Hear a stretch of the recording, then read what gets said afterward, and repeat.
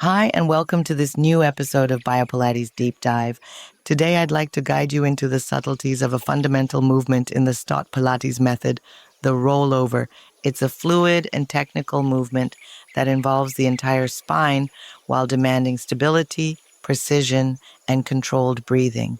Often perceived as a simple backward inversion, this movement is a deep internal reorganization experience. The rollover invites us to leave our forward-facing perspective and explore what lies behind us. But what if it wasn't just an exercise? What if it were a way to re-examine our relationship with support, balance, and trust? We begin lying on our backs in an imprinted position.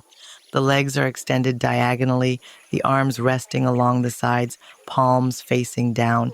The shoulder blades are stable and grounded, like two roots anchored into the mat. This posture teaches us to trust the floor, to let the mind release into support. The hips flex on the inhale and the legs move toward the torso.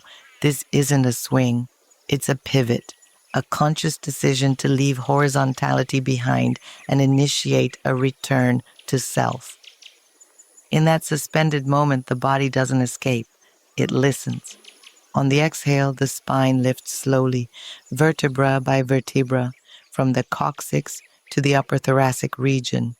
Each segment that rises from the mat tells something of us, a fear we're letting go of, a tension we're transforming, or a new trust taking root.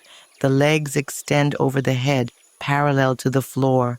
The pelvis rises, but the weight does not shift onto the neck.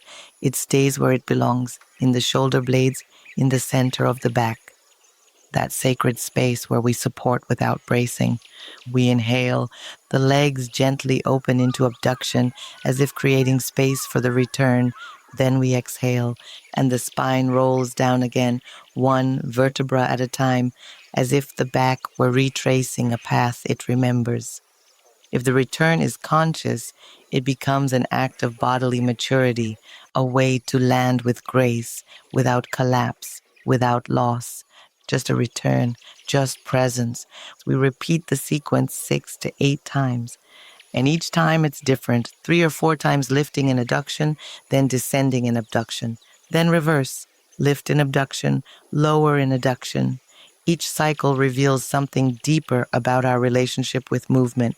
Am I controlling or am I allowed? Am I pushing or am I guiding? The muscles involved are many. The transverse abdominis stabilizes the lumbopelvic region. The obliques and rectus abdominis engage concentrically to roll the spine off the mat, then eccentrically to control its return.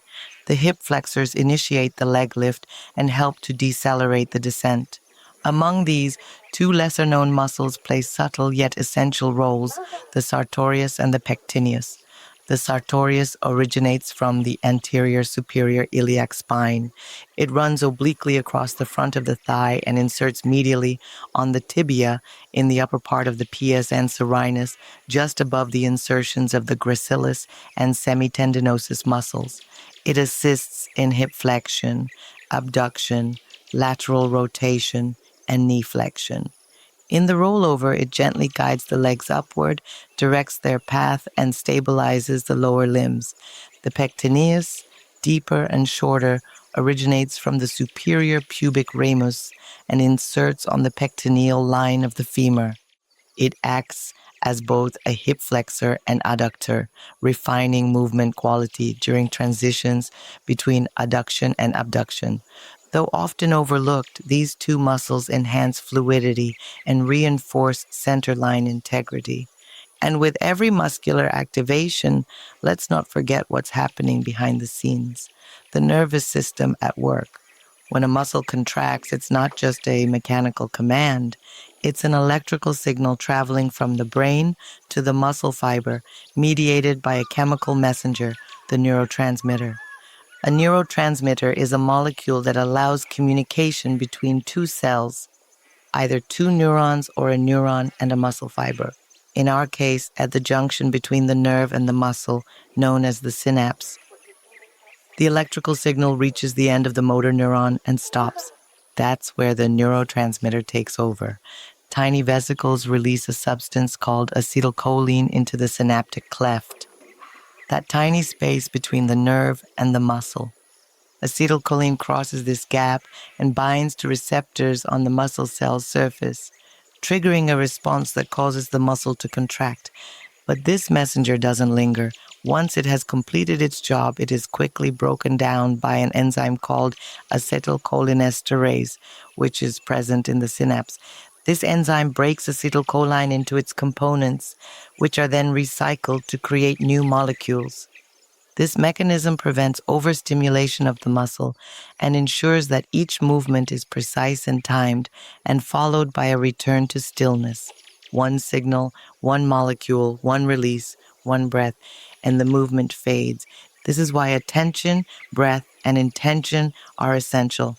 They influence the visible movement and the quality of the neural message itself.